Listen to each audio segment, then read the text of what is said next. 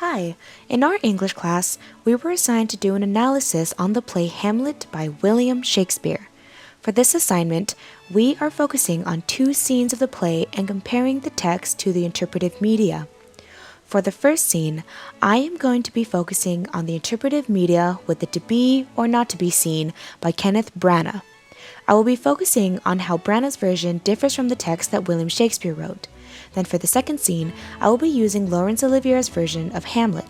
For the second scene, I plan to use the film's version of Hamlet to discuss how it changes the text's meaning. So, let's get started. The To Be or Not to Be scene is actually Act 3, Scene 1. This scene is one of the most famous soliloquies in Hamlet because it is so beautiful. The soliloquy is able to stand by its own without any of the plot being a main hindrance.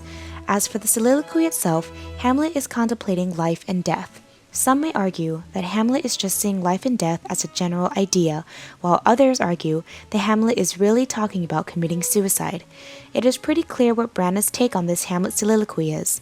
The fact that Hamlet is talking in front of a mirror the whole time is a clear giveaway that Branagh's Hamlet is directing the life or death speech to himself, hence he is questioning whether to kill himself or not. Also, the fact that he pulls out a knife is another clear sign that Hamlet is contemplating suicide. As a side note, it is interesting to see that Branagh placed Claudius behind the mirror, watching Hamlet during his soliloquy. In the play, Claudius and Polonius walk off stage, which means they are no longer visible to the audience. But in Branagh's version, they are still in the audience's mind since they are seeing Hamlet just as the audience would. This would also suggest that Claudius has some idea into Hamlet's plan to kill him. Those are just some key differences in the play, and it's important to notice how a few changes could really change the meaning of the play. I think this would be a good time to move on to the second scene. For the second scene, we are going to be looking at another film version of Hamlet by Laurence Olivier.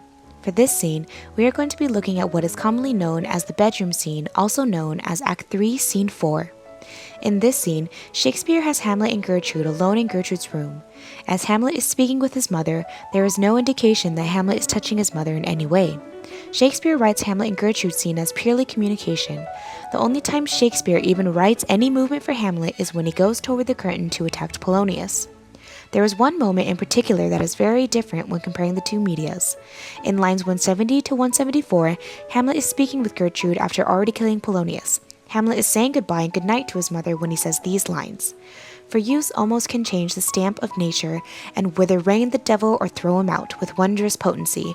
Once more, good night, and when you are desirous to be blessed, I'll be blessing beg of you. This is what Shakespeare wrote. Notice how there is no indication of any physical interaction between Hamlet and Gertrude. Laurence Olivier, however, has his own take on the interaction.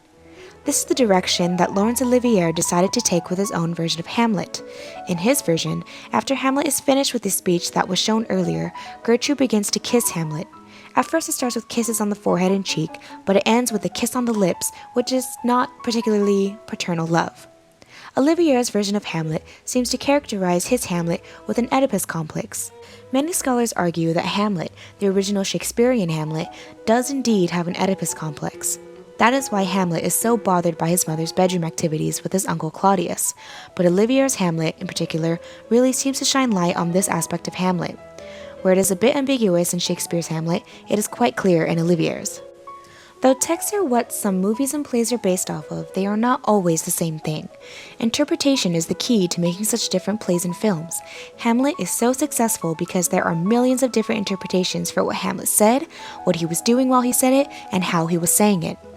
Shakespeare did not write so many stage directions because it allowed the actors to do as they felt would fit their own interpretations of the characters.